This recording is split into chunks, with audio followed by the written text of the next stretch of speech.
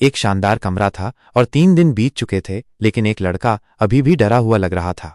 वो अभी भी विश्वास नहीं कर पा रहा था कि वो एक ऐसे नॉवेल में एंटर कर गया है जिसे उसने खुद लिखा था। उसे लगा कि लोग आमतौर पर इस घटना को ट्रांसमाइग्रेशन कहते हैं, लेकिन उसने सोचा कि ये केवल वेबटून की दुनिया में ही होता है, और उसने कभी नहीं सोचा था कि ऐसा कुछ उसके साथ भी हो सकता है। वो एक खूबसूरत बिस्तर पर डरा हुआ बैठा था। उस ह्यूज मैंशन में एक खूबसूरत दिन था और हमारा प्रोटैगनिस्ट सावधानी से कुछ कदम चल रहा था। उसने अपनी शक्ल का आकलन किया और अपने पेट पर थोड़ी एक्स्ट्रा फैट भी देखी। फिर मिरर में खुद को देखते हुए उसने कहा कि वो अभी भी इसकी आदत नहीं पा पाया था। वहां कुछ फेंट कैरेक्टर्स भी थे जो उसकी आंखों को रगड़ने के बाद भी गायब नहीं हुए। टर्मिनल पर लिखा था कि कैरेक्टर का नाम लार्सन मैटन था। उसका टैलेंट मैजिक था और उसका कैरेक्टर इम्पॉसिबिलिटी था। उसने कंक्लूजन निकाला कि वो वास्तव में अपने ही नॉवेल में ट्रांसमाइग्रेट हो गया था। कम से कम उसने सोचा कि अगले 9 सालों तक वो सिर्फ एक सपोर्टिंग कैरेक्टर रहेगा। अंततः उसे अपने भाइयों के हाथों खत्म कर दिया जाएगा। लार्सन शांति से सो रहा था, लेकिन पहले ही दिन वो अचानक चौंक कर उठा और पूछने लगा कि क्या समय हुआ है, जिससे कमरे में मौजूद एक मेड डर गई। उसने घबराकर माफी मांगी, लेकिन मेड ने कहा कि उसके पाप गंभीर थे और फर्श पर घुटने टेक कर अपनी माफी मांगी। लड़का बिस्तर के किनारे पर बैठ गया, यह सोचकर कि वो कौन हो सकती है। लड़की की शक्ल का एनालिसिस करते हुए उसने अनुमान लगाया कि वो कोरियाई नहीं लग रही थी, लेकिन वेस्टर्न भी नहीं लग रही थी। थोड़ा कंफ्यूज्ड होकर उसने पूछा, अरे अरे, मैं कहाँ हूँ? उसने अपना सिर जमीन पर झुकाकर माफी मांगी और कहा कि उसे नहीं पता था कि उसका मालिक आज जल्दी उठेगा, और उसने उसे जगाने की हिम्मत नहीं की। उसने दया की भीख मांगी। हमारा प्रोटैगनिस्ट थोड़ा स्तब्ध था, ये नहीं समझ पा रहा था कि क्या हो रहा है। आश्चर्यचकित होकर वह बिस्तर से उठा और पूछा कि क्या लड़की ठीक है। केवल कुछ क्षण बाद ही सदमे में आ गया। हताश होकर वह चिल्लाई कि उसे मत मारो। लड़की फर्श पर अनकॉन्शियस होकर गिर गई, जबकि लार्सन ने सोचा कि उसने तो बस बिस्तर से उठने की कोशिश की और लड़की बेहोश हो गई। उसे लगा कि पहले दिन ऐसा ही हुआ था, और ईमानदारी से कहूं तो पहला दिन एक सपने जैसा अधिक लगा। कुछ समय बाद दूसरे दिन लड़का अपने शानदार बिस्तर पर बैठा था। उसे एहसास हुआ कि उसका नाम लार्सन था, चेसमैन नहीं। उसे उस दोपहर एक लड़के से मिलने की याद आई। जो लड़का उसके कमरे में आया था उसका नाम हैम्पटन था, और उसने कहा, यंग मास्टर, ये आपकी डायरी है। कंफ्यूज्ड होकर हमारे प्रोटैगनिस्ट ने पूछा, कौन सी डायरी? और लड़का हकलाया और माफी मांगी कि उसे इसे लिखने में ज्यादा समय नहीं लगेगा। जब लड़का एक डेस्क पर बैठा और लिखना शुरू किया तो लार्सन पीछे से उसके पास आया और उसे देखने लगा।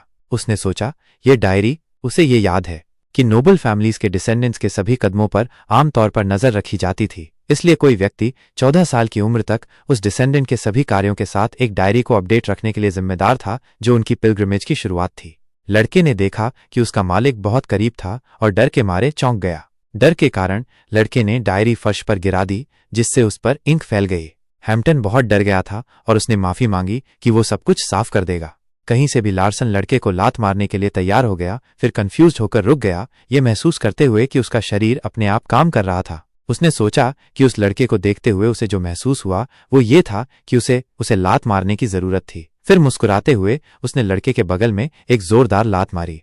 ठीक होने की कोशिश करते हुए हैम्पटन कांपते और डरते हुए उठ गया, जबकि हमारे प्रोटैगनिस्ट ने सोचा कि ऐसा लगा जैसे ये एक्शंस उसमें प्रोग्राम की गई थीं।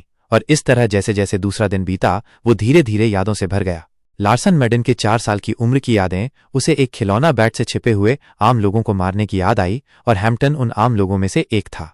5 साल की उम्र में लार्सन ने अपने जन्म का रहस्य खोज लिया। उसे वो पल याद आया जब उसने पूछा कि क्या वो महिला उसकी माँ थी। लड़का लॉर्ड डेकाट्रा और मैड सुएसो का बेटा था। लार्सन डेकाट्रा से बहुत डरता था, लेकिन वो सुएसो के साथ भयानक था। एक बार उसने उसे सिर्फ ये कहकर बुरा बर्ताव किया कि वो गायब हो जाए। हमारा प्रोटैगनिस्ट ये जानकर बहुत शर्मिंदा महसूस करता है कि ये यादें उसकी हैं। ये चीजें तब हुईं जब वो 7 साल का था और उसमें एक कीड़े की तरह होने की जबरदस्त टैलेंट थी। उसे याद है कि उसने कई अत्याचार किए, इतने कि वह उन सभी को लिस्टेड भी नहीं कर सकता था। लेकिन 7 साल की उम्र में उस केओस के स्टॉर्म के बाद 8 साल की उम्र में एक इंपॉर्टेंट इवेंट हुई। एक छड़ी से उसने एक लड़की को कमजोर कहा, जबकि उसे बिना रुके मार रहा था और मुस्कुराते हुए पूछ रहा था कि क्या उसे एक और पिटाई चाहिए। उस दिन हालांकि लार्सन को एक भयानक बीमारी से पीड़ित हुआ और उसने रोजालिन को पीट दिया, जो एक 6 साल की लड़की और एक मास्टर की बेटी थी। इसी वजह से उसके फादर लॉर्ड डेकाट्रा को झुकना पड़ा और लॉर्ड ग्रैंड से माफी मांगनी पड़ी। कुछ समय बाद जब वो 9 साल का था, उसे एक रिमोट लोकेशन पर एग्जाइल्ड कर दिया गया। फिर कुछ ही दिन पहले वो काफी आक्रामक लग रहा था। वो चिल्ला रहा था, हरित चॉकलेट लाने की मांग कर रहा था। क्या उसे चॉकलेट की लत लग सकती थी? कंप्यूटर स्क्रीन पर हमारे प्रोटैगनिस्ट ने कहा कि वह लार्सन मैटन है, जो उसके द्वारा बनाया गया एक पात्र है। ये भी सच है कि उसने अपनी पर्सनालिटी को कचरा के रूप में डिफाइंड किया था। हालांकि उसने एक सपोर्टिंग कैरेक्टर्स के लिए कभी इतनी डिटेल्ड और कॉम्प्लेक्स यादें नहीं बनाई थीं। ये ऐसी बातें थीं जो लेखक चुंग ने कभी नहीं लिखी थीं। लड़का खिड़की से बाहर देख रहा था, जबकि हमारे प्रोटैगनिस्ट ने कंक्लूजन निकाला कि वे यादें दुनिया द्वारा ऑटोमैटिकली बनाई गई हैं। उसे एहसास होता है कि लगभग सभी यादें पहले ही उस तक पहुंच चुकी हैं, लेकिन वे सभी बेकार यादें हैं। तीसरे दिन लार्सन ने सोचा कि उसे ये स्वीकार करना होगा कि वो एक ट्रांसमिशन से गुजरा है और ये सिर्फ एक सपना नहीं है, बल्कि ये सब वास्तविक है। इसलिए वो अब अपने विचारों में फंसकर नहीं रह सकता। रियल वर्ल्ड में उसने लार्सन मैटन को एक नॉवेल में एक सपोर्टिंग कैरेक्टर के रूप में लिखा था, जिसका नाम मास्टर स्वॉर्ड्समैन सैड था, जो उसके द्वारा लिखा गया था। उसने कभी ये वर्णन नहीं किया कि लार्सन कैसा दिखता था या उसकी क्या कैपेबिलिटीज थीं, क्योंकि वो सिर्फ एक सपोर्टिंग कैरेक्टर था जो बहुत बार दिखाई नहीं देता था। इसलिए उसने उसे केवल मैजिक टैलेंट वाला बताया था और सिर्फ सावधानी के लिए उसने और भी डिटेल्ड डिस्क्रिप्शन लिखे थे, लेकिन अंत में उनका यूज नहीं किया। एक रीडर से एक मैसेज बॉक्स ने पूछा कि लार्सन कौन था और कब से वो मेन क्लैन का हिस्सा था। वो सोचता है कि यही कारण है कि लार्सन की कैपेबिलिटीज रीडर्स के लिए कभी एग्जिस्टेंस में नहीं रही होंगी। लेकिन हमारे प्रोटैगनिस्ट को पता है कि अंत में उसे 17 साल की उम्र में फांसी दे दी गई थी और ये विचार उसे कंपी देता है। वो कंक्लूजन निकालता है कि उसका नंबर 1 टारगेट अब जिंदा रहना होगा। लार्सन उस समय 9 साल का था, इसलिए उसके पास अपनी फांसी तक 8 साल थे। इस प्रकार ये कंक्लूजन निकलता है कि उसके पास अपने फ्यूचर को बदलने की कोशिश करने के लिए 8 साल हैं। निराश होकर उसे एहसास होता है कि समस्या उसके बाद आती है, क्योंकि भले ही वो 8 साल से अधिक समय तक फ्यूचर को बदलने के लिए कड़ी मेहनत करे, उसे कहानी के मेन कैरेक्टर का सामना करना होगा, नॉवेल का सच्चा प्रोटैगनिस्ट, जिसका नाम केसीन सैड है। उस नॉवेल में मैटन क्लैन फ्यूचर में केसीन का दुश्मन बन जाएगा और डेकाट्रा, मैटन के पेट्रियार्क ने बहुत पहले अनजाने में सैड क्लेन के फर्स्ट चाइल्ड को मार दिया था।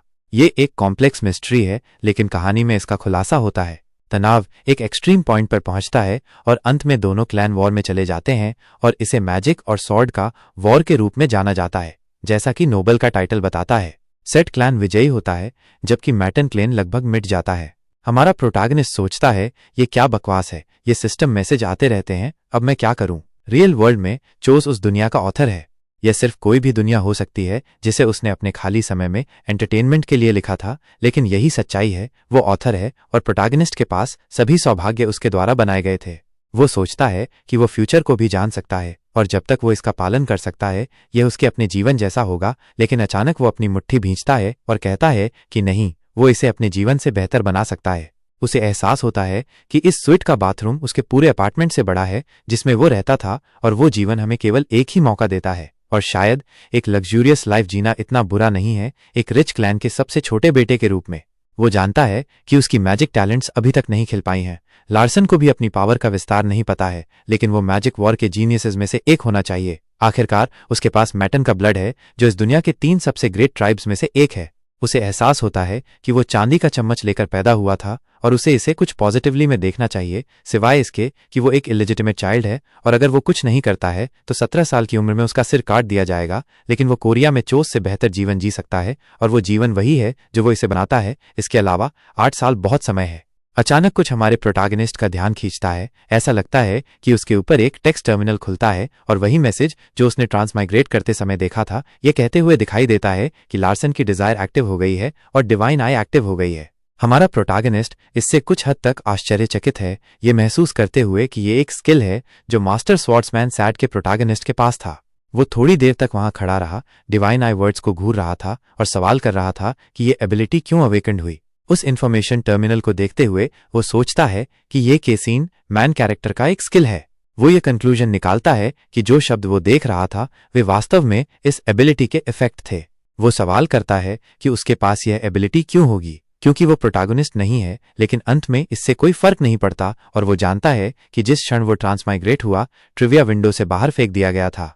वो प्रोटैगनिस्ट की एबिलिटी के बारे में सोचता है, एक सिन को याद करते हुए जिसमें उसने क्रिचर्स के झुंड का सामना किया था। सैड क्लेन के फेमस स्वॉर्ड्समैन एक मंचकिन फैंटेसी नॉवल से हैं।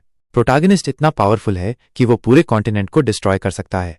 वास्तव में सिर्फ एक कॉन्टिनेंट नहीं, अगर वो पूरे यूनिवर्स को डिस्ट्रॉय नहीं कर सकता तो वो मंचकिन प्रोटैगनिस्ट नहीं होगा, लेकिन इस पावर का यूज मैटन क्लेन को डिस्ट्रॉय करने के लिए किया जाएगा। अचानक पकड़े गए हमारे प्रोटैगनिस्ट को आश्चर्य होता है कि क्या ये एक रिंग है कि एनर्जी रिंग हवा में दिखाई देती है, और वो अविश्वास में सोचता है कि वो इसे देख नहीं सकता। ऐसा लगता है जैसे डिवाइन आई उसके बॉडी को स्कैन कर रही है, इसलिए वो सोचता है कि क्या वो रिंग फर्स्ट सर्कल हो सकती है। एक सर्कल समझाने के लिए ये हार्ट के चारों ओर बना एक ह्यूमन रिदम है, और ये मैजिक का यूज करने का एक इंपॉर्टेंट हिस्सा है, उस दुनिया की शर्तों में एक बैटरी की तरह काम करता है। फर्स्ट सर्कल के लिए भी काफी ट्रेनिंग और स्टडी की आवश्यकता होती है, एक एजुकेशनल फील्ड जिसमें काफी ज्यादा मनी और पेशेंस की आवश्यकता होती है। और वो कंक्लूजन निकालता है कि इस कमीने के पास इस तरह के मटेरियल का स्टडी करने के लिए कभी धैर्य नहीं होगा, इसके अलावा ट्रेनिंग की कोई मेमोरी नहीं है। वो ये कंक्लूजन निकालता है कि ये ऑटोमेटिकली ही हुआ होगा। वो सोचता है कि अब हैरिस का समय होना चाहिए। तभी एक महिला यंग मास्टर से पूछती है कि क्या वो एक पल के लिए अंदर आ सकती है। महिला अंदर आती है और अपना हाथ जमीन पर रखती है। हमारा प्रोटैगनिस्ट इससे थोड़ा आश्चर्यचकित है। वह डर से घुटने टेकती है और वहां चुपचाप इंतजार करती है। उसे याद आता है जब उसने महिला के सिर पर पैर रखा था, और कहता है कि जब वो उससे आंखें मिलाए तो उसे घुटने टेकना चाहिए, पूछते हुए कि क्या वो समझती है। हमारे प्रोटैगनिस्ट को परेशान करते हुए वो सोचता है कि इस कमीने ने कितने स्ट्यूपिड रूल्स बनाए हैं। जबकि महिला उसे देख रही है, वो किसी चीज से चौंक जाता है और फिर तुरंत थोड़ा डर महसूस करता है। वो सोचता है कि इसका क्या मतलब है, क्योंकि टर्मिनल पर वो उसका नाम देख रहा है और उसकी मेन फीचर असैसिन के रूप में दिखाई देता है। इसलिए वो खुद से पूछता है कि एक छोटी लड़की की मेन फीचर असैसिन क्यों होगी। उसे ये भी याद नहीं है कि उसने ऐसा कुछ लिखा था, लेकिन वो सोचता है कि वो भूल गया कि उसके नोबल की वर्ल्ड व्यू एक ऐसी है जहां पावर और वायलेंस बेलगाम चलती है, जंगल की तरह। तो इसका मतलब है कि किसी ने जानबूझकर उसके बगल में एक असैसिन रखा है, और वो कंक्लूजन निकालता है कि कोई सक्सेसर के लिए लड़ रहा है। उसे एहसास होता है कि ये एक क्रेजी वर्ल्ड है, और इससे कोई फर्क नहीं पड़ता कि वो चांदी का चम्मच लेकर पैदा हुआ था, वो अभी भी ऐसे ही मर सकता है। वेरी स्ट्रेस्ड होकर वो खुद को शांत होने के लिए कहता है, और कम से कम एक मुस्कान का ढोंग करने के लिए कहता है, क्योंकि उसके सामने ये लड़की एक असैसिन है। वो जानता है कि अगर वो उसे एक मौका देता है तो वो उसे मार सकती है। अपनी यादों पर भरोसा करते हुए वो सोचता है कि क्या वो रोते हुए और डरी हुई होने का ढोंग कर रही थी। ये सबसे ज्यादा पॉसिबिलिटी लगती है। उसे एहसास होता है कि उसका कांपना सिर्फ एक नाटक है, यही डिवाइन आई उसे बता रही है, और सोचती है कि वो ऐसी एक्टिंग से नाटकों में काम कर सकती है। अपना गला साफ करते हुए वह लड़की को नाम से पुकारता है। डरी हुई दिखते हुए वह जवाब देती है, हाँ मालिक। बेनी कहता है कि वह हरित चॉकलेट चाहता है। लड़की आश्चर्यचकित होकर चॉकलेट के बारे में पूछते हुए लड़खड़ाती है, क्योंकि वो इंटरनली उससे जाने की विनती करता है ताकि वो अपने विचारों को व्यवस्थित कर सके। एक चिल्लाहट के साथ वो पूछता है कि क्या वो उस पर सवाल उठा रही है, लेकिन वो भाग जाती है, ये कहते हुए कि वो कभी नहीं, और वो उन्हें तुरंत ले आएगी। आखिरकार वो चली जाती है और दरवाजा बंद कर देती है। बाहर हारा दीवार से लगी खड़ी कुछ सोच रही है। वो सोचती है कि ये क्या था और उसे शब्दों में बयां नहीं कर पाती, लेकिन वो इस कंक्लूजन पर पहुंचती है कि कुछ तो अलग है पहले से, जैसे कुछ दिन पहले उसके आसपास का माहौल पूरी तरह बदल गया हो, लेकिन वो ठीक से कह नहीं पाती कैसे। वो अपने प्रोटैगनिस्ट को देखकर मुस्कुराती है और जानती है कि कुछ डेफिनेटली बदल गया है। महल के गलियारों में भागते हुए वो सोचती है कि भले ही ये जल्दबाजी हो, शायद उसे ये बात उन्हें बतानी चाहिए, तो वो तेजी से आगे बढ़ती है, जबकि प्यारी बिल्ली वहीं बैठी रहती है। अपने डेस्क पर बैठे हुए लार्सेन अपना टर्मिनल खोलता है और सोचता है कि अब वो इसे देखेगा। वो देखता है कि लार्सेन मायन, जो अब वो खुद है, उसे बॉर्डो अग्रीमेंट में एग्जाइल्ड कर दिया गया है और उसे अपने फादर की नजरों से और सक्सेसर की पंक्ति से पूरी तरह हटा दिया गया है। उसके पास मैजिशियन क्लैन में सक्सेसर उम्मीदवार बनने का कोई मौका नहीं है, लेकिन उसके मामले में यह एक आशीर्वाद है, क्योंकि वे राइवल हैं। वो तय करता है कि फिलहाल जीवित रहने के लिए वो एक नॉर्मल ह्यूमन की तरह बिहेवियर करेगा। सौभाग्य से शुशुंग इस वर्ल्ड का ऑथर है और उसके पास मैन प्रोटैगनिस्ट की पावर भी है। वो फ्यूचर जानता है और यहां तक कि एंशिएंट आर्टिफैक्ट्स कहां मिलेंगी ये भी। वो सोचता है कि उसे सक्सेसर की लड़ाई में भाग लेना होगा, क्योंकि अगर वो ऐसा नहीं करता तो उसे मैन फैमिली का ट्रैश माना जाएगा। अभी वो सिर्फ 9 साल का है, लेकिन जब वो लड़ाई में शामिल होगा तो 10 साल का हो जाएगा। ये बेवकूफ 10 साल की उम्र के बाद अपनी अपमानजनक हरकतें जारी रखेगा और 17 साल की उम्र में इस दुनिया से चला जाएगा। उसे एहसास होता है कि यहां वो बिना पैसे की चिंता किए कुछ भी खा सकता है। वो जहां चाहे घूम फिर सकता है और वो पहले वाली जिंदगी के ऑपोजिट एक फ्री और लग्जूरियस लाइफ जी सकता है। उसे बस घर में अपनी जगह सुरक्षित करनी है और वो ठीक रहेगा। उसे याद आता है कि उसने ये पहले भी कई बार किया है, क्योंकि ये कोरिया का मिलिट्री कोड है। वो इस निर्णय पर पहुंचता है कि वो जानता है कि उसे इस दुनिया में कैसे बिहेवियर करना चाहिए और उसे कौन से काम करने चाहिए। इटर्नल उसे इन्फॉर्म करता है कि माना की कमी के कारण डिवाइन आई के इफेक्ट डिसेबल्ड हो जाएंगे। तभी एक लड़की घबराकर यंग मास्टर से माफी मांगती है। वो घबराकर कहती है कि वो हरे चॉकलेट नहीं ला पाई क्योंकि उन्हें प्राप्त करना मुश्किल था, लेकिन हमारा प्रोटैगनिस्ट कहता है कि यह ठीक है और सोचता है कि उसे वास्तव में चॉकलेट पसंद भी नहीं है, उसे बस थोड़ा समय चाहिए था। उसकी प्रतिक्रिया को न समझते हुए हारा फिर से माफी मांगती है और लड़का कहता है कि ठीक है और उसे चले जाने के लिए कहता है। वो तय करता है कि फिलहाल वो डैन लार्सेन की रोल निभाता रहेगा, लेकिन कुछ संयम के साथ। लेकिन उसे सबसे डरावनी बात का एहसास होता है, लड़की के कदमों की आवाज नहीं आ रही थी। हारा अभी भी हरे चॉकलेट पर जोर देती रहती है और लड़का चिल्लाकर कहता है कि उसने पहले ही कहा है कि ठीक है, और जोर से गाली देते हुए उसे दफा होने के लिए कहता है। आखिरकार वह दरवाजा पटकते हुए कहती है कि वो समझ गई और उसे गुड मॉर्निंग की गुड विशेस देती है। बाहर वो गहरे सोच में खड़ी रहती है, यह सोचकर कि क्या उसने उस कमीने की बात गलत सुनी, लेकिन वो इस कंक्लूजन पर पहुंचती है कि उसने टी गलत नहीं सुना था। उसे याद आता है कि उसने अभी कुछ सेकंड पहले कहा था ये ठीक है। वो सवाल करती है कि ये आदमी जो चॉकलेट के लिए पागल हो जाता था, उसने कैसे कह दिया कि ये ठीक है, और वो कुछ भी रिपोर्ट करने से पहले और अधिक अवलोकन करने का फैसला करती है। फिर एक हफ्ते बाद उस ह्यूज मैंशन में कोई हैम्पटन को पुकारता है। लड़का जवाब देता है हाँ, उसे ठीक से, और अब 7th young master training annex में जाना चाहता है। जब वो पूछ रहा था कि क्या ये वास्तव में ट्रेन एनेक्स है, तो टर्मिनल दिखाता है कि ये लड़का एक पॉइजन यूजर है जो बेकार है। हमारा प्रोटैगनिस्ट सोचता है कि उसने पॉइजन के बारे में कब सीखना शुरू किया, और ये कि लड़का डेफिनेटली उसके पीछे जाने के अवसर का इंतजार कर रहा होगा।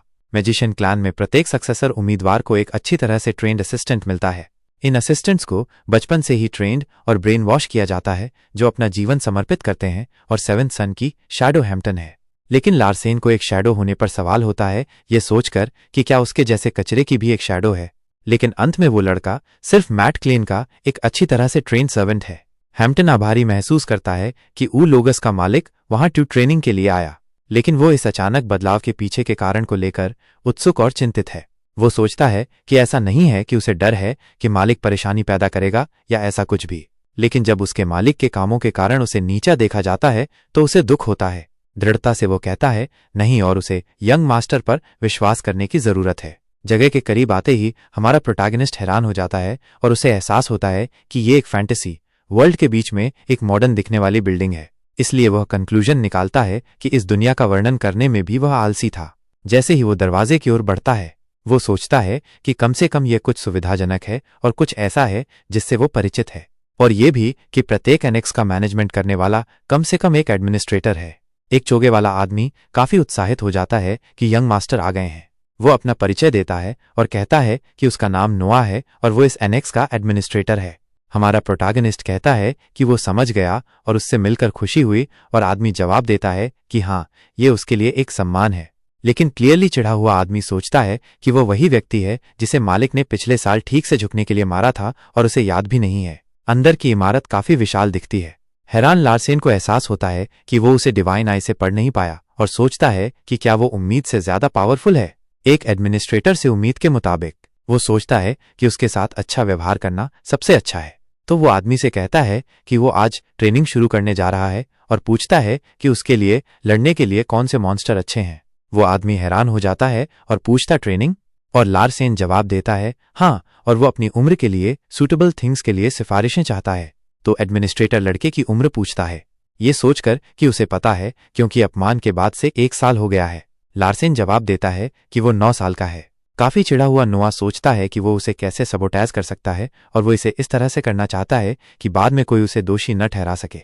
लेकिन अचानक उसे एक विचार आता है और वो कहता है कि 6th यंग मास्टर ने 9 साल की उम्र में एक मशरूम मॉन्स्टर से शुरुआत की थी, और हमारा प्रोटैगनिस्ट क्यूरियस हो जाता है। वो सोचता है कि उसे इसका वर्णन याद है, और टर्मिनल पर वो मॉन्स्टर के बारे में कुछ डिस्क्रिप्शन देखता है। फिर वो पुष्टि करता है कि यह काम करेगा, और आदमी कहता है कि वो समझ गया और इसे तुरंत तैयार करेगा। काफी एक्साइटेड होकर मैनेजर कहता है कि वो मशरूम 1 एरिया तैयार करेगा और इसमें लगभग 3 मिनट लगेंगे। हमारा प्रोटैगनिस्ट उसे जो चाहे करने के लिए कहता है। लार्सेन सोचता है कि वो इतना एक्साइटेड क्यों है। वो सोचता है कि मशरूम मॉन्स्टर इतना मुश्किल नहीं है, और उसे आश्चर्य नहीं है कि 2nd मास्टर ने उसे हरा दिया। अब उसे बस 3 मिनट के लिए कॉन्सेंट्रेट करने की जरूरत है। फिर उसे अपने दिल के आसपास बारिश महसूस होने लगती है। उसका टैलेंट मैजिक वॉर होने के कारण वो जानता है कि वो उस स्थिति में है जहां उसने मैजिकल ब्लड विरासत में मिलने के कारण अपना मैजिकल नॉलेज इटसेल्फ जगाया है। एक्साइटेड मैनेजर फिर से आता है और उसे कृपया अपने साथ आने के लिए कहता है।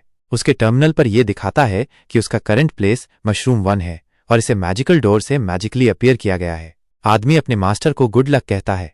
अचानक हमारा प्रोटैगनिस्ट किसी चीज से हैरान हो जाता है और एक कोने से उसे देख रहे प्राणी को देखकर वो सोचता है कि क्या वो मॉन्स्टर है। कहीं से भी प्राणी एक दहाड़ छोड़ता है और उसका असिस्टेंट कहता है कि मशरूम मॉन्स्टर की कमजोरी उसका शरीर है और क्योंकि ये फायर टाइप का मॉन्स्टर है, ये फायर के प्रति काफी कमजोर है। इस बीच हमारा प्रोटैगनिस्ट पूछता है कि क्या वो मशरूम मॉन्स्टर है। उसे चलते हुए मॉन्स्टर को देखकर सचमुच घृणा होती है। लड़ाई की तैयारी करते हुए वो सोचता है कि चीजों को आजमाने का समय आ गया है। वो अपनी मुट्ठी में मैजिकल एनर्जी कॉन्सेंट्रेटेड करना शुरू करता है। तभी अचानक उसके सामने एक टर्मिनल खुल जाता है और उस पर जानकारी पड़ती है कि बॉडी की विश वेरीफाइड हो गई है और बॉडी में स्टोर्ड मैजिक वॉर अवेकन हो गया है। उसका मैजिक सर्कल भी अपीयर होता है और हमारा प्रोटैगनिस्ट अपनी पावर महसूस करने लगता है। कहीं और कोई उसे क्रिस्टल बॉल से देख रहा है। वो सोचता है कि मेडेंस में शामिल होने से पहले वो डोरोथी फील्ड में एक फेमस प्रोटैगनिस्ट हुआ करता था और अपनी शक्ल के बावजूद भी लोग उसे जीनियस कहते थे। उसे याद है कि कैसे लार्सन ने उसके मुंह पर चाटा मारते हुए पूछा था कि 82 डिग्री पर झुकने के बाद वो खुद को इंसान कैसे कह सकता है। वो गुस्से में कहता है कि लार्सन ने उसे 99 डिग्री नहीं झुकने के लिए अपमानित किया, खासकर ये बताते हुए कि वो केवल 82 डिग्री झुका था। सिचुएशन से सेटिस्फाइड होकर वो कहता है कि आज उसके बदले का दिन होगा क्योंकि उसने ट्रेनिंग एरिया में मशरूम मॉन्स्टर को हाईएस्ट लेवल तक एडवांस कर दिया है। मशरूम काफी तेजी से चलता हुआ दिख रहा है। नोआ सोचता है कि उसके पास मौजूद वार मैजिक को मैजिक क्लैन में लो लेवल माना जाता है, इसलिए उस एलिमेंटल मैजिक से वो कभी भी मशरूम मॉन्स्टर को नुकसान नहीं पहुंचा पाएगा। लेकिन हमारा प्रोटैगनिस्ट आत्मविश्वास से अपने ओपोनेंट पर हमला करता है। मैनेजर उसे देखता रहता है और सोचता है मेरा बदला पूरा हो गया कीड़े। लेकिन ट्रेनिंग एरिया के अंदर कुछ उसे हैरान कर देता है। लार्सन मशरूम मॉन्स्टर की ओर डिटर्मिनेशन और फुल स्ट्रेंथ के साथ हमला करता है। अपनी फिस्ट से वो क्रिएचर पर एक पावरफुल अटैक करता है, उसे हरा देता है। नोआ इससे काफी हैरान होता है और सोचता है एक ही बार से। जमीन पर शालीनता से उतरते हुए हमारा प्रोटैगनिस्ट कहता है कि ये कुछ भी नहीं था। फिर वो कुछ जांचने के लिए अपना टॉर्टोइज खोलता है और जो देखता है उससे काफी हैरान होता है कि उसकी करंट रैंक शुरुआती है और उसने एक अवेकेंड बैटल मैजिक का इस्तेमाल किया था जिसे पूरी तरह से रजिस्टर्ड किया गया था और जिसमें एक छोटी सी खामी ठीक की गई थी। वो सोचता है कि वो अपने हार्ट में ब्लड बॉयल्स रहा महसूस कर सकता है क्योंकि वो इन्फॉर्मेशन पर कंसंट्रेट करता है। इस बार लिखा है कि वेट एप्लीकेशन नामक शुरुआती लेवल का वार मैजिक उसके माना सर्कल में मार्क्ड था। ठीक बाद में हमारा प्रोटैगनिस्ट महसूस करता है कि एनर्जी उसकी बॉडी में फ्लोइंग हो रही है। ये सोचकर कि ये कौन सी पावर है, नोआ कुछ भी न समझते हुए पूछता है यह क्या बकवास है।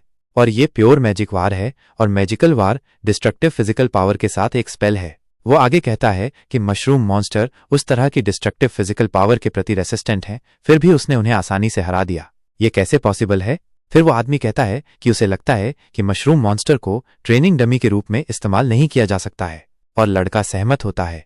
नोआ सोचता है कि 1 साल से जब उसने उसे नहीं देखा था उसके साथ क्या हुआ था। वो कहता है कि वो थोड़ी डिफिकल्टी बढ़ाने की सोच रहा है और हमारा प्रोटैगनिस्ट पूछता है डिफिकल्टी। फिर वो पूछता है कि कितनी, क्योंकि अगर ये काफी ज्यादा हुई तो कॉम्प्लेक्स हो जाएगा।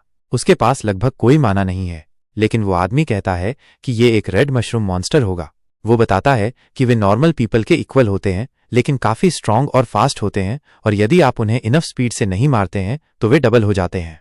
मैनेजर कहता है कि उसे अपनी इमोशंस को इंटरफेयर नहीं करने देना चाहिए, लेकिन उसे रिपोर्ट के लिए और जानकारी इकट्ठा करने की जरूरत है। वो कहता है कि अगर उसे लगता है कि सिचुएशन आउट ऑफ कंट्रोल हो जाती है तो वो ट्रेनिंग एंड कर देगा। जबकि हमारा प्रोटैगनिस्ट कहता है एक रेड मशरूम मॉन्स्टर, मैंने वो नहीं बनाया। लेकिन फिर वो इमेजिंग करता है कि ये सेटिंग से निकला कोई और मॉन्स्टर हो सकता है। मैनेजर यंग मास्टर को बताता है कि मॉन्स्टर रिस्पॉन्ड हो रहा है। फिर एक गुस्से में दिखने वाला मशरूम ट्रेनिंग एरिया में दिखाई देता है। वो सोचता है कि रंग के अलावा इसमें और पिछले वाले में क्या अंतर है, लेकिन अचानक कुछ उसे चौंका देता है। मशरूम उसके पास से इतनी तेजी से घूमता हुआ निकलता है कि उसे शायद ही बचने का समय मिलता है। उसके थोड़ा पीछे जमीन से टकराता है और एक बड़ा विस्फोट करता है। लार्सन इससे हैरान है लेकिन मॉन्स्टर उसे ज्यादा सोचने का समय नहीं देता है और उस पर फिर से हमला करता है। इस बार उसे हमले से खुद को बचाने के लिए तेजी से रिस्पॉन्स करना होगा। मशरूम फिर से उसके पास से गुजरता है, इसलिए हमारा प्रोटैगनिस्ट अगले वार का इंतजार करता हुआ खड़ा रहता है। वो सोचता है कि ये स्ट्रांग और फास्ट है लेकिन बिल्कुल भी खतरनाक नहीं लगता।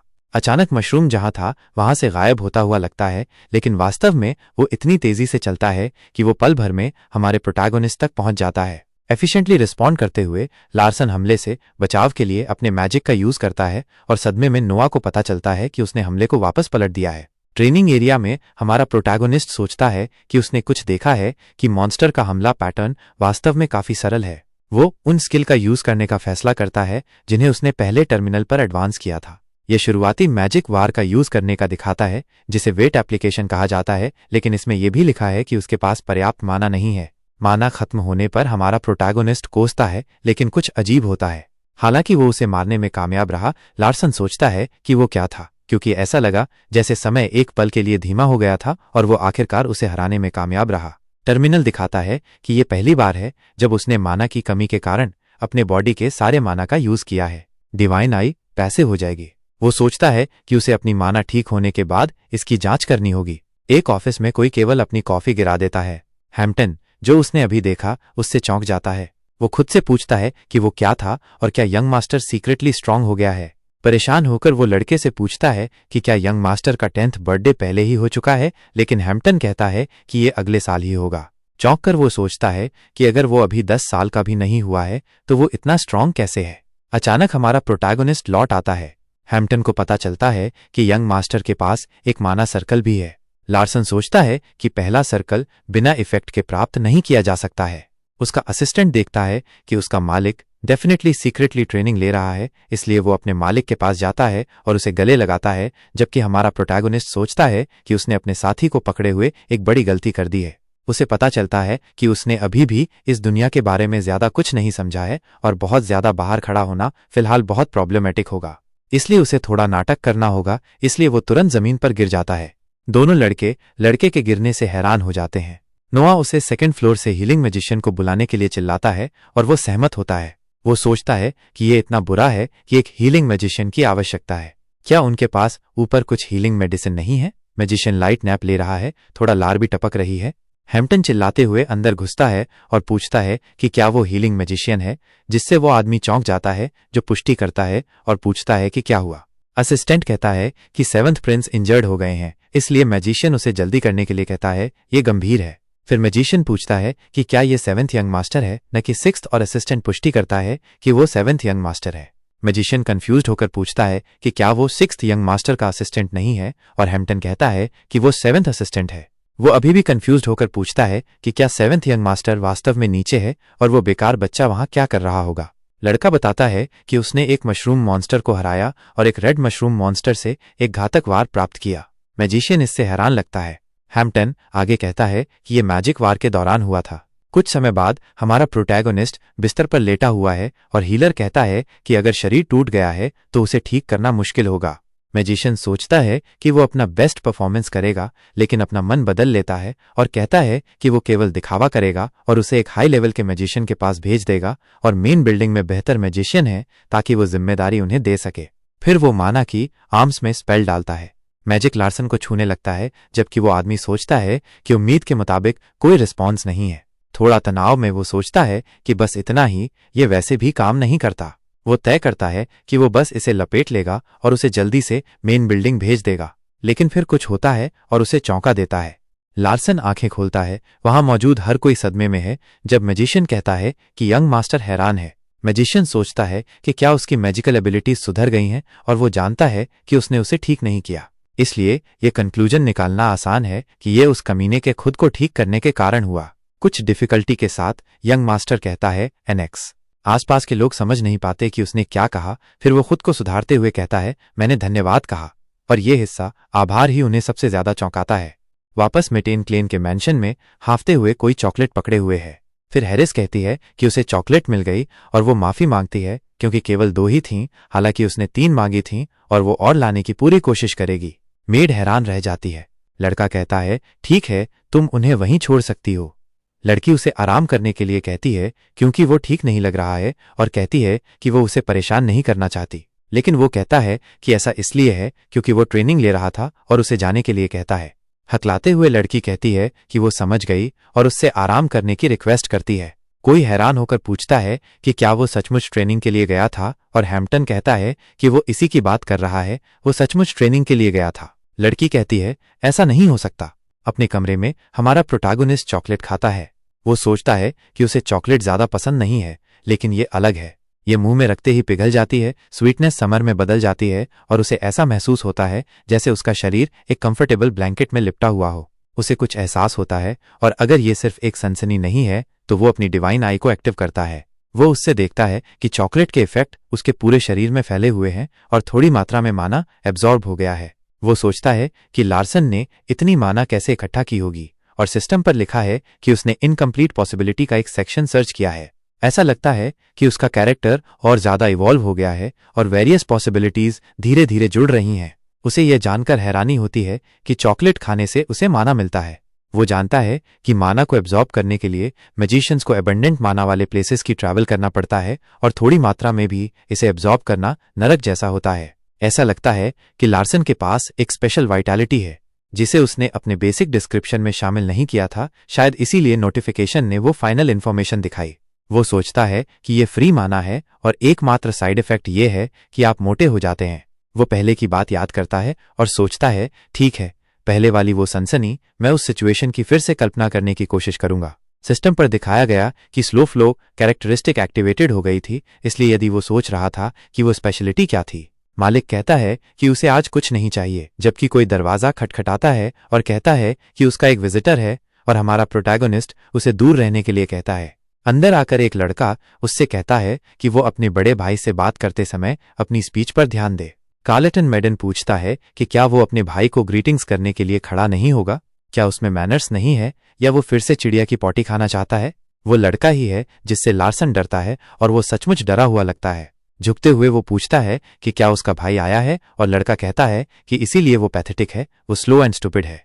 फिर कार्लेटन पूछता है कि वो किसका इंतजार कर रहा है, लेकिन हमारा प्रोटैगोनिस्ट ये समझ नहीं पाता कि वो क्या चाहता है। उसे मारने की तैयारी करते हुए भाई कहता है कि उसे कीड़े की तरह रेंगना चाहिए, और पूछता है कि क्या वो घुटने नहीं टेकेगा।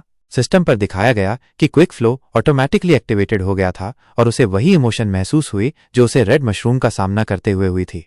वो सोचता है कि वो क्या चाहता है, और समाप्त करता है कि वो यंग मास्टर 6 जैसे बैकग्राउंड के कैरेक्टर से पिटना नहीं चाहता है, और अपनी ताकत मापने के लिए ये एक अच्छा अवसर है कि उसके स्किल कितने अच्छे हैं। अपने हाथ के पिछले हिस्से से हमले से बचते हुए वो पहले सोचता है, और अगले ही पल उसका भाई पूरी तरह से अनआर्म्ड हो जाता है। काफी चिढ़कर और हैरान होकर भाई पूछता है कि उसने अभी अभी क्या किया।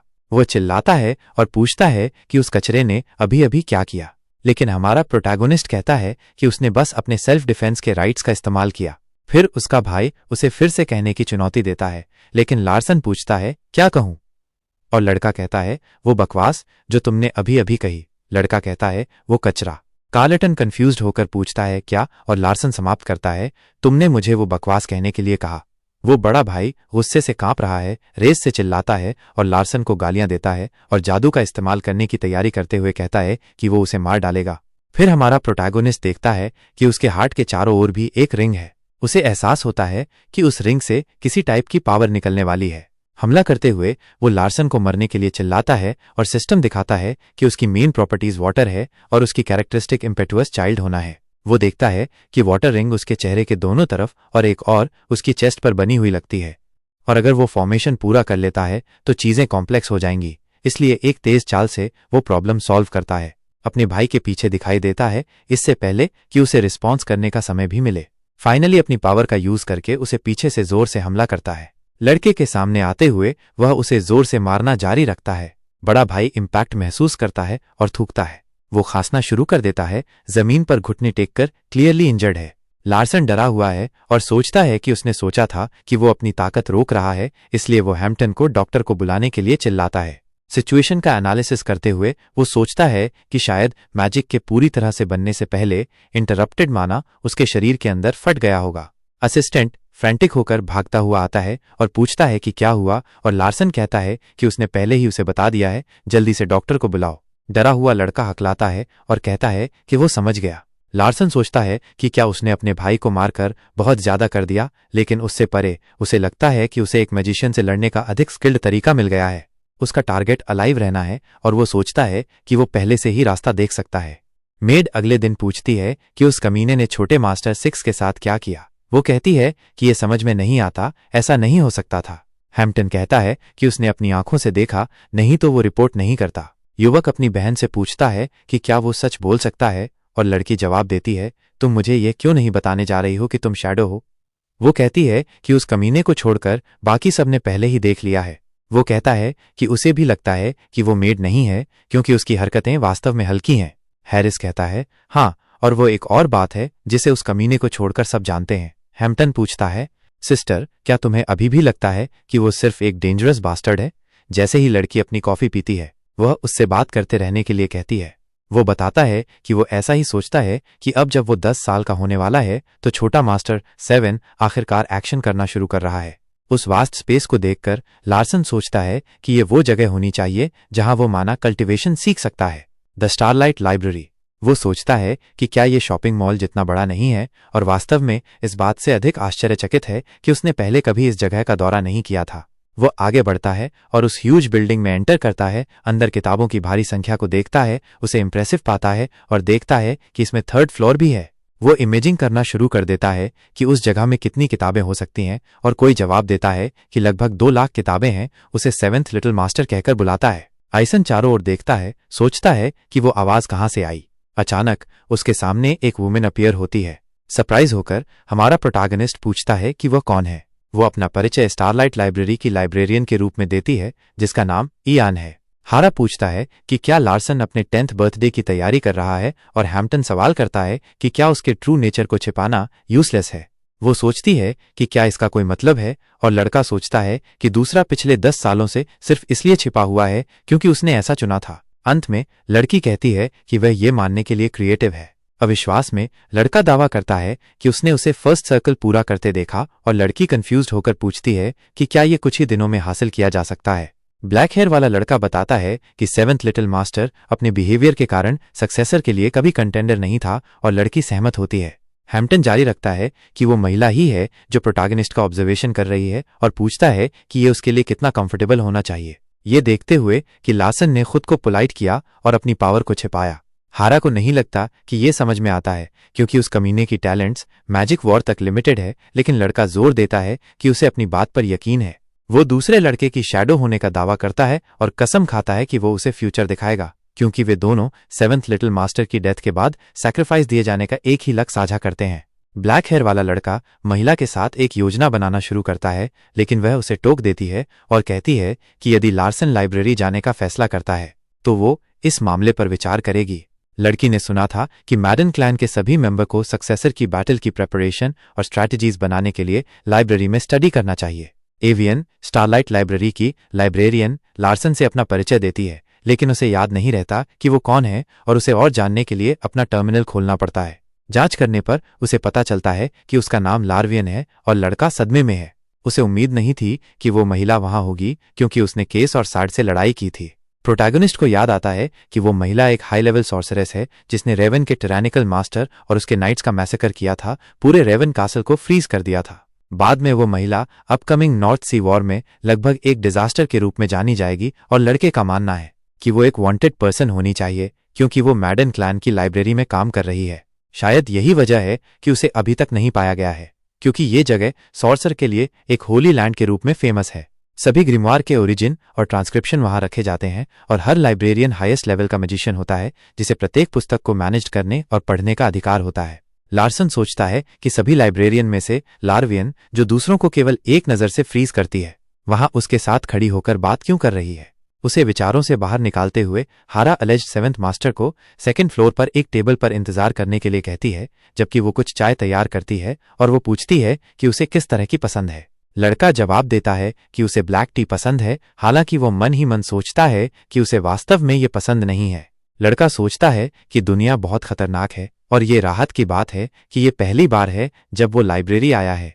वो इसके बारे में सोचता है क्योंकि वो कल्पना नहीं कर सकता कि अगर ये यात्रा उसके ट्रांसमाइग्रेट होने से पहले हुई होती तो उसने कैसे काम किया होता। उसे लगता है कि उसने कुछ मूर्खतापूर्ण किया होगा, और लड़की ने उसे एक नज़र से फ्रीज कर दिया होता। 2nd फ्लोर पर महिला पूछती है कि लार्सन किस तरह की किताब ढूंढ रहा है, और वो कहता है कि उसे माना कल्टिवेशन के बारे में एक किताब चाहिए। क्लियर करने के लिए वो कहता है कि उसे सबसे बेसिक अवेलेबल बुक चाहिए, लेकिन महिला को ये अजीब लगता है। मैडन डिसेंडेंट्स होने के नाते ऐसी किताब अनावश्यक होनी चाहिए। वो सोचता है कि उसे आगे बढ़ने से पहले सतर्क रहने की जरूरत है और लड़की को वो शब्द अजीब लगता है। ये नहीं समझ पाती कि उसका क्या मतलब था। वो किताब खोजने के लिए एक पल मांगती है, मैजिक का यूज करके एक सर्च सिस्टम खोलती है और थोड़ी देर बाद किताब लड़के की ओर उड़ती हुई आती है। जैसे ही किताब टेबल पर उतरती है, लार्सन लार्विन को बताता है कि वो जा सकती है और सॉर्सेस लड़के को एक प्लेजेंट रीड की कामना करती है और हवा में गायब हो जाती है। लड़का पढ़ता है कि माना नेचर में सभी टाइप की एनर्जी के लिए एक वर्ड है और एक मैजिशियन बनने के लिए किसी के हार्ट में माना जमा करना और एक सर्कल बनाना नेसेसरी है। वो सीखता है कि उस कलेक्शन के लिए लार्गो के इक्वेशन का 8th थ्योरम और प्रू के 7th मैथमेटिकल फॉर्मूला की रिक्वायरमेंट होती है। निराशा में रेड हेयर वाला लड़का महसूस करता है कि मैजिक स्टडी का एक ऐसा एरिया है जिसके बारे में वो बिल्कुल कुछ नहीं जानता। अपनी नॉलेज की कमी के बारे में सोचते हुए वो अपनी आई में एक पावर को एक्टिवेट करता है जिसे डिवाइन आई कहा जाता है, जो एक सिस्टम खोलती है जो मैजिक की बुक का एनालिसिस करना शुरू कर देती है। उसकी पावर उसका इवैल्यूएशन करती है, भले ही वो इसे न समझे। एक कंप्यूटर स्क्रीन जैसा दिखता है, लेकिन एक प्रॉब्लम है। इस दुनिया में एक मॉन्स्टर है जो उस पावर का यूज लड़के से बेहतर करता है।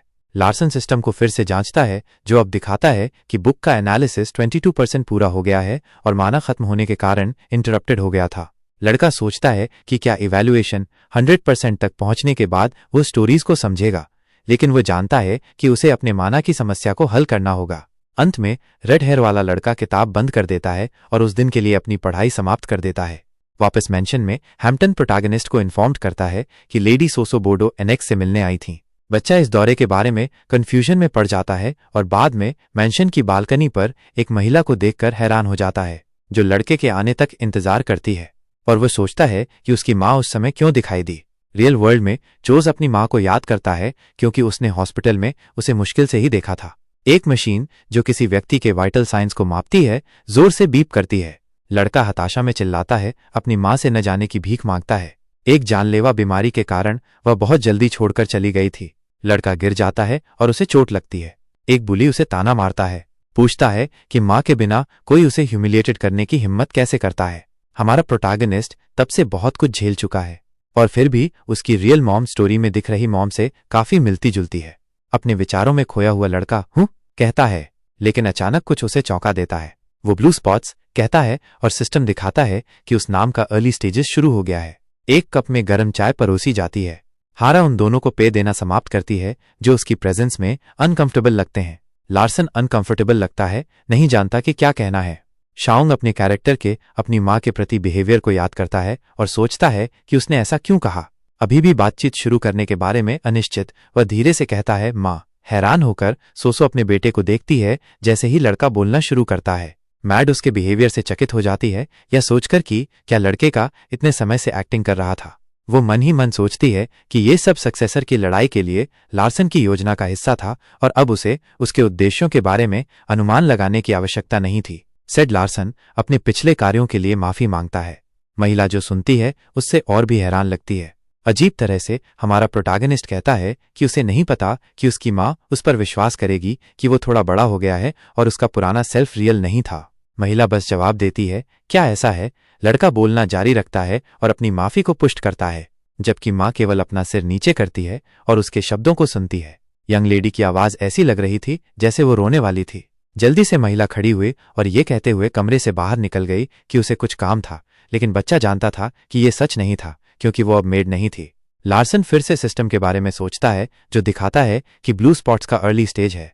और अजीब बात यह है कि यही नाम चिस ने अपनी माँ की बीमारी को दिया था। इस बीमारी में छाती पर 3 ब्लू स्पॉट्स दिखाई देते हैं और जब तीसरा दिखाई देता है तो इलाज इम्पॉसिबल हो जाता है, लेकिन अभी केवल एक ही है। जैसे ही सोसो कमरे से निकलती है वह दरवाजे से टिक जाती है। वो सोचती है कि वो इतने खुशी के दिन पर क्यों नहीं रो सकती। आंखों में आंसू लिए महिला को एहसास हुआ कि उसके इकलौते बेटे ने उसे पहली बार माँ बुलाया था। लड़का दरवाजे पर गया और पूछा कि क्या फॉर्मर मेड उसके साथ दिन का 1 घंटा बिता सकती है। उसने ये भी कहा कि वो एक स्पेशल टी तैयार करेगा और वे हर दिन उस समय एक साथ उसे पिएंगे। माँ ने हाँ में जवाब दिया।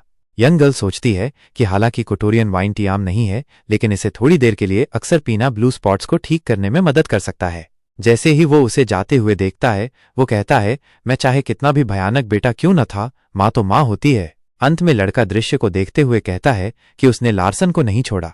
वो अपने आप से कहता है, उम्मीद करता है कि महिला रात में बीमार नहीं पड़ेगी।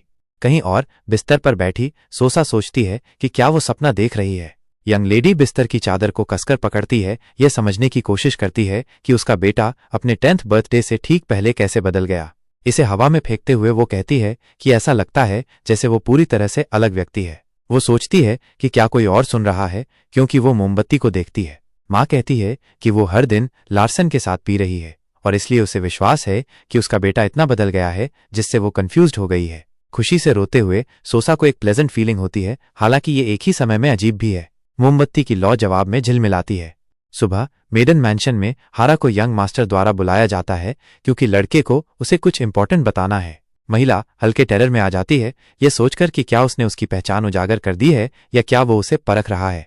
अपने विचारों में मैड हैरान होकर सोचती है कि क्या उसे किसी को मारना होगा और हमारा प्रोटैगनिस्ट उसकी विचारों की ट्रेन को बाधित करते हुए कहता है वेर्डन चॉकलेट्स। लार्सन उसे जितनी हो सके और हाईएस्ट क्वालिटी वाले चॉकलेट्स लाने के लिए कहता है और एक और चीज मांगना याद दिलाता है।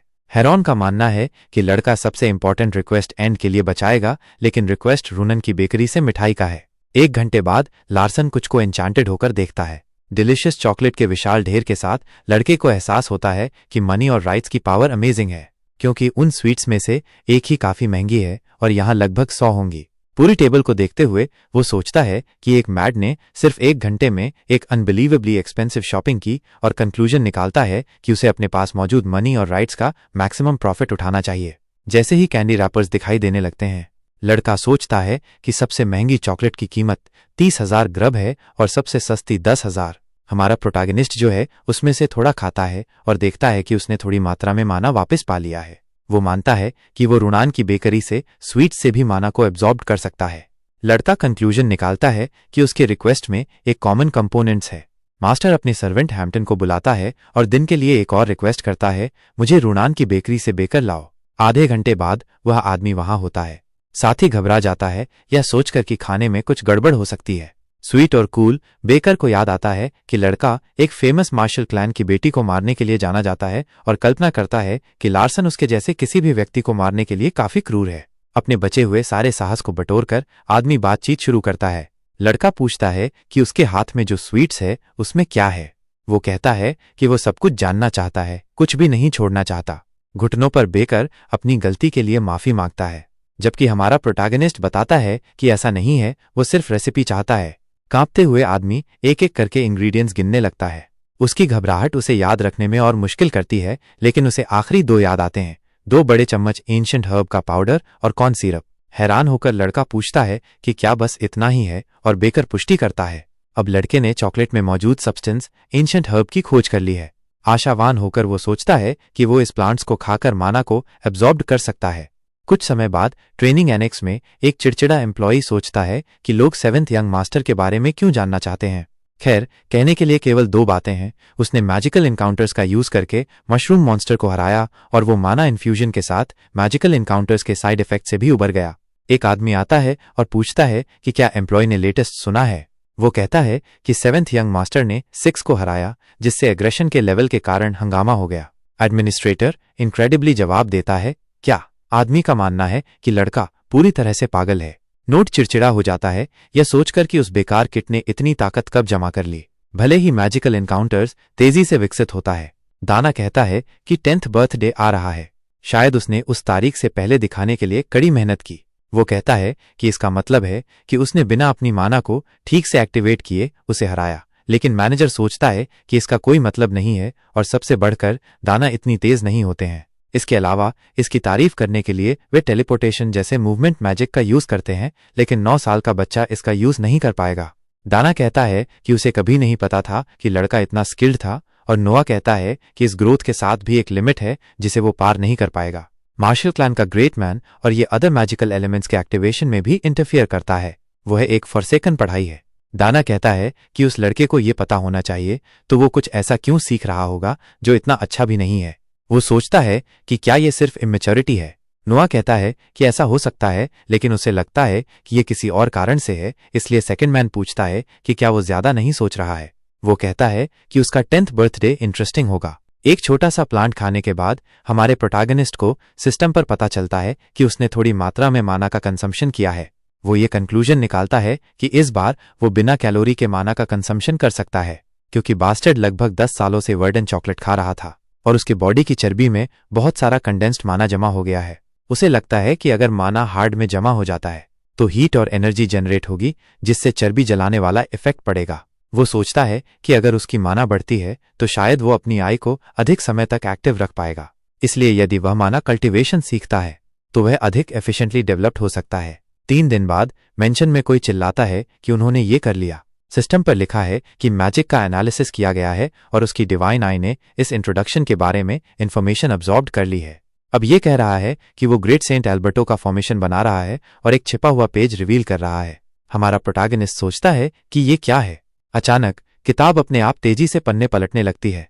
वो सोचता है कि ग्रेट सेंट एल्बर्टो कौन है और उसे लिखा हुआ मिलता है कि ये माना कल्टीवेशन के लिए मैजिक की ओरिजिनल बातें हैं, जो संत की किताब 77 है। वह कंक्लूजन निकालता है कि यदि वह जानना चाहता है कि ये क्या है तो उसे लाइब्रेरी वापस जाना होगा, लेकिन ईमानदारी से वो इयान डरावनी है, इसलिए वो सोचता है कि वो उस कोल्ड विच के साथ शामिल नहीं होना चाहता, लेकिन उसे ये करना ही होगा। जब हमारा प्रोटैगनिस्ट वहां कॉन्सेंट्रेट करता है तो उसकी मेड उसे बहुत ही अजीब तरीके से देख रही होती है, जो उसे जो कुछ भी कर रहा है उसमें बहुत दिलचस्पी लेती है। वापस उस लाइब्रेरी में लार्सन को लगता है कि वहां थोड़ी ठंड है और किताब ले जाते हुए वो सोचता है कि ईव कहाँ होगी। अचानक महिला पूछती है कि क्या उसने वो पढ़ लिया है, और हमारा प्रोटैगनिस्ट डर के मारे लगभग दिल का दौरा पड़ने से मर जाता है। हकलाते हुए वो कहता है हाँ, और वो कहती है कि उसने इसे बहुत जल्दी पढ़ लिया। तो लार्सन खुद को ये कहकर उचित ठहराता है कि ये बहुत ही ओरिजिनल बातें हैं। बिना किसी रिस्पॉन्स के वो बस किताब को अपने कंधे पर फेंक देती है और अचानक वो गायब हो जाती है। हमारा प्रोटैगनिस्ट सोचता है कि ये एक क्रेजी मैजिक स्किल्स है और सोचता है कि उसने बिना कुछ पढ़े इसे कैसे रिवील्ड किया। एविटा पूछती है कि क्या वो कोई और किताब ढूंढ रहा है, और वो जानना चाहता है कि क्या उनके पास ग्रेट सेंट की इजी माना कल्टीवेशन की ओरिजिनल बातें किताब 77 है। महिला कहती है कि उनके पास किताब है, और जैसे ही लड़का इसे मांगता है वह कहती है कि इसमें एक शर्त है।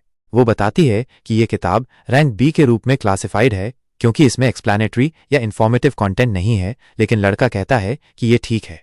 अचानक महिला सूंघने लगती है। वो एक जानवर की तरह उसके पास आती है और उसे सूंघने लगती है। हमारा प्रोटैगनिस्ट सोचता है कि ये क्या बकवास है। ये थोड़ा स्ट्रेसफुल हो रहा है और उसे एहसास होता है कि उसे एक अलग सेंसेशन महसूस हो रही है।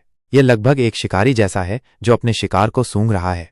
अंत में वह कहती है यंग मास्टर 7, और वो हकलाता है हाँ। वो कहती है कि उसे उस पर कुछ अच्छा महक रहा है। लार्सन कंफ्यूज्ड हो जाता है और उस अच्छी खुशबू के बारे में पूछता है, लेकिन फिर उसे कुछ याद आता है और वो अपने कोट में खोजना शुरू कर देता है। वो उसे चॉकलेट दिखाता है और पूछता है कि क्या वो उसके बारे में बात कर रही है।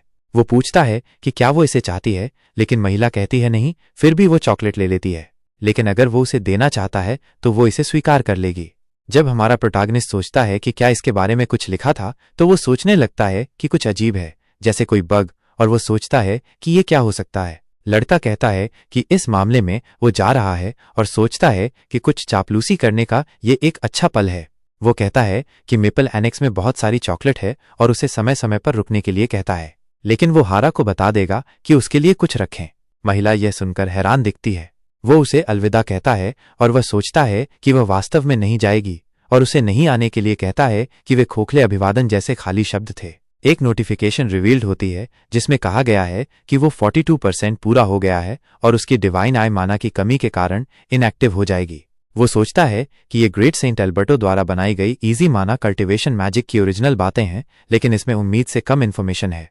एक हिस्से में लिखा था कि वो इस मैजिक का यूज करने के लिए एक ग्रेट मैजिशियन है और इसे सीखने के लिए आपको ओरिजिनल बातों से शुरुआत करनी होगी।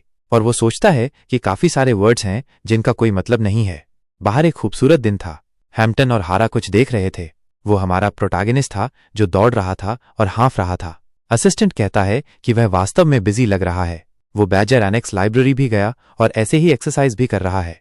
लड़की कहती है कि ये कोई सिंपल रेस नहीं है, तो लड़का पूछता है कि ये क्या है। अचानक ईव अपीयर होती है और बताती है कि ये बॉडी का यूज करके चर्बी में जमा कंडेंस्ड माना को पिघलाने की प्रोसेस है। हारा हकलाती है कि क्या ये लेडी इयान है और सोचती है कि वो उसे आते हुए भी महसूस नहीं कर सकी। वो चुप रहती है क्योंकि मेड कहती है कि उसने कभी कल्पना नहीं की थी कि लाइब्रेरियन जैसा कोई व्यक्ति चॉकलेट का आनंद लेगी, लेकिन चूंकि यंग मास्टर ने इसे भेजा है तो वो सोचती है कि किसी को गिफ्ट देते समय आपको उस व्यक्ति के पोस्ट का विचार करना चाहिए और लेडी इयान, एक लाइब्रेरियन को चॉकलेट देना अपमान माना जा सकता है। फिर इयान कहती है कि वो यंग मास्टर की ईमानदारी को अनदेखा नहीं कर सकती क्योंकि वो चॉकलेट लेती है। अब वे तीनों मास्टर को एक्सरसाइज करते हुए देख रहे हैं। हारा सोचती है कि जब उसने उसे ये देने के लिए भेजा तो वो क्या सोच रहा था और उनका किस तरह का रिलेशनशिप हो सकता है। मार्टिन मैंशन में 3 दिन बाद एक सिस्टम में कहा गया कि इजी माना कल्टीवेशन की ओरिजिनल बातें पूरी हो गई हैं, जिससे हमारा प्रोटैगनिस्ट सरप्राइज हो गया। एक्साइटेड होकर वो सोचता है कि उसने आखिरकार ये कर लिया है कि उसने इजी माना कल्टीवेशन में महारत हासिल कर ली है। लेकिन कुछ अजीब होने लगता है। अचानक वो अपने घुटनों पर फर्श पर गिर जाता है, एक हाथ अपनी छाती पर रखे हुए। वो सोचता है कि क्या हो रहा है, उसकी माना बह रही है और यदि वो इस फ्लो को ठीक से नहीं निकालता है तो उसका हार्ट फट जाएगा। सिचुएशन से क्लियरली स्ट्रगलिंग करते हुए वो कर्स देता है। वो सोचता है कि उसे डिवाइन आई का फिर से यूज करने की जरूरत है और ये एक ऐसी दुनिया है जहां अगर आप किसी बुक का सही ढंग से एनालिसिस नहीं करते हैं तो आप मर सकते हैं। उसे एहसास होता है कि उसका माना अभी भी ठीक है, इसलिए उसे उस पर कॉन्सेंट्रेट करने की जरूरत है जो वो कर रहा है। समय बीतता है और हमारा प्रोटैगनिस्ट तब तक कॉन्सेंट्रेट करता है जब तक उसे एक मैसेज नहीं मिलता जिसमें कहा गया है कि इजी माना कल्टीवेशन उसके हार्ट में इम्प्लांटेड हो गया है। सिस्टम कहता है कि माना कल्टीवेशन सेटिंग्स के कारण जो पहले नहीं देखी जा सकती थीं वे अब दिखाई दे रही हैं। सिस्टम दिखाता है कि अदर वर्ल्ड की सेटिंग्स अपीयर हो रही हैं। वो सोचता है कि अब वो समझ सकता है कि उसे ईव से रिलेटेड प्रोबेबिलिटी के बारे में कुछ अजीब क्यों महसूस हुआ और एक कैरेक्टर विंडो में उसे महिला के बारे में इंफॉर्मेशन दिखती है कि वो कूल और प्योर है लेकिन कभी कभी क्रूर भी है और हिडन हुई इंफॉर्मेशन डिस्क्लोज्ड होगी। फिर ये दिखाता है कि वो जाहिर तौर पर चॉकलेट पसंद करती है और हमारा प्रोटैगनिस्ट सोचता है कि ये क्या हो सकता है, लेकिन उसे याद है कि ये सिर्फ एक पल के लिए था जब उसने एक दोस्त के बेटे पर बड़बड़ाया था।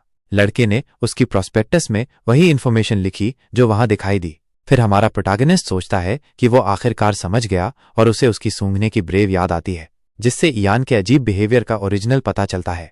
अचानक एक आवाज आती है कि अटेंशन लगाने से ज्यादा मदद नहीं मिलेगी, जिससे हमारा प्रोटैगनिस्ट हैरान रह जाता है। वो हैरान होता है जब लपटें दिखाई देती हैं और वो सोचता है कि क्या हो रहा है। उसे एहसास होता है कि फायर हॉट नहीं है, लेकिन ऐसा लगता है कि कोई वहां है। एक रेड हेयर वाली महिला अपीयर होती है और कहती है, हे कमीने। वो पूछती है कि वो कंसंट्रेशन का दिखावा क्यों कर रहा है और क्या उसे मरने की इच्छा है। कैरेक्टर विंडो में पर्शिया के प्रॉपर्टी दिखते हैं, earth, fire and water. Personality, tyrannical, violent and cruel. सदमे में हमारा प्रोटैगनिस्ट को एहसास होता है कि ये पर्शिया है, एक एक्सेप्शनली पावरफुल सॉर्सरेस जिसके पास 3 मैजिकल प्रॉपर्टीज हैं और वो सोचता है कि वो यहाँ क्या कर रही है। मुस्कुराते हुए वह पूछती है कि क्या उसे बस उसे काट देना चाहिए, ये कहते हुए कि वो खुद को रोक नहीं सकती है। और सिस्टम में लिखा है कि वो वीक और पैथेटिक लोगों से नफरत करती है और उसका शौक शरीर का हेरफेर है। वो उससे जवाब देने पर जोर देती है कि वो कंसंट्रेशन का दिखावा क्यों कर रहा है। हैरान होकर राहिरो माफी मांगने लगता है, लेकिन तुरंत अपना मुंह ढांक लेता है। वो सोचता है धिक्कार है, वो लगभग माफी मांग चुका था और वो कमजोर पैथेटिक लोगों से नफरत करती है। अगर वो माफी मांगता है तो वो उसके अंग ऑर्गन देगी। वो सोचता है कि क्या ये पर्शिया का कोई इम्तिहान है। वो समझाता है कि वो कंसंट्रेशन का दिखावा नहीं कर रहा था और महिला पूछती है कि फिर वो क्या था। लार्सन सोचता है कि ये कुछ ऐसा था जो उसने अपनी मर्जी से कहा था, लेकिन वो अभी भी डरा है और जो भी हो वह कोशिश करेगा। हमारा प्रोटैगनिस्ट कहता है कि उसे उसकी कॉम्प्रिहेंशन स्किल की कमी पर काफी डाउट है। वो उसे भौंकते रहने को कहती है और वो कहता है कि उसे यकीन है कि वो जानती है। वो कहता है कि उसने जो कहा उससे उसे ये सोचने पर मजबूर कर दिया कि क्या वो ये देखना चाहती थी कि क्या वो सही होने पर भी माफी मांगेगा या नहीं। अचानक लड़की हंसने लगती है जबकि वो सोचता है कि क्या ये सच में काम कर गया।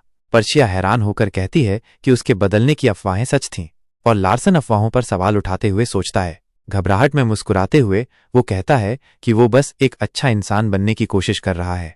तो वह पूछती है कि क्या उसे नहीं लगता कि इसमें थोड़ी देर हो चुकी है, और लार्सन कहता है कि जब आपको लगता है कि बहुत देर हो चुकी है तो वो सबसे अच्छा समय होता है। कहीं से भी एक जायंट फायर सरपेंट हमारे प्रोटैगनिस्ट के सामने अपीयर होता है, जिससे वो भयभीत हो जाता है। वो कहती है कि वे ट्रेनिंग करेंगे कि क्या ये सच है, जबकि वो मैजिक स्नेक उसके हाथ से निकलता है जैसे ही वो उसके चारों ओर कुंडलित होता है। वो कहता है कि वो अच्छी तरह से जानता है कि वो पैट्रियार्क नहीं बन पाएगा, लेकिन वो अपनी एबिलिटी जानता है, लेकिन वह उस व्यक्ति की मदद कर सकता है जो पैट्रियार्क बनने वाला है। और लड़की कहती है कि ये अच्छा है और उसे बात करते रहने को कहती है। वो बताता है कि वो कह रहा है कि वो कम से कम एक स्मॉल वेरिएबल हो सकता है, और वो पूछती है कि क्या उसके जैसा कचरा किसी काम का है। और लार्सन कहता है कि ये इस बात पर निर्भर करता है कि इसे कौन यूज कर रहा है, जैसे एक पेन का उदाहरण जो दुनिया बदल सकता है। पर्शिया उससे पूछती है कि वो किसकी ओर से एक वेरिएबल बनना चाहता है, और हमारा प्रोटागोनिस्ट को एहसास होता है कि वो पूछ रही है कि वो किसका सपोर्ट करेगा। वो कहता है कि वो अपने बड़े भाइयों और बहनों को अच्छी तरह से नहीं जानता है, इसलिए उसे ये भी नहीं पता कि पैट्रियार्क कौन बनेगा।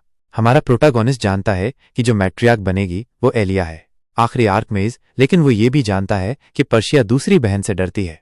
अपने विचारों से बाहर आते हुए वो स्नेक उसके सामने फुफकारता है। उसे लगता है कि गर्मी तेज होती जा रही है और उसे ऐसा लग रहा है जैसे वो जिंदा जल रहा है। वो कहती है कि उसने उसे इसलिए सुना क्योंकि वो प्यारा लग रहा था, लेकिन अब वो सिर्फ बकवास कर रहा है। और लार्सन कहता है कि वो ये भी जानता है कि वो झूठ से नफरत करती है और पैथेटिक सबमिशन से भी नफरत करती है, और वो उसके द्वारा एक पैथेटिक लिटिल ब्रदर के रूप में याद नहीं किया जाना चाहता। वो कहता है कि वो रेस्पेक्ट से सरेंडर कर सकता है, लेकिन डर से नहीं, और अचानक उसे फिर से छोड़ दिया जाता है। वो ये कहते हुए समाप्त करता है कि उसे भरोसा है कि वो उसे सच बताने के लिए माफ कर देगी, जबकि वो जमीन पर घुटनों के बल खांस रहा है। अपने हाथों में पावर के साथ वह उसे एक मूर्ख कहती है। पर्शिया उस पर जोर से हमला करती है।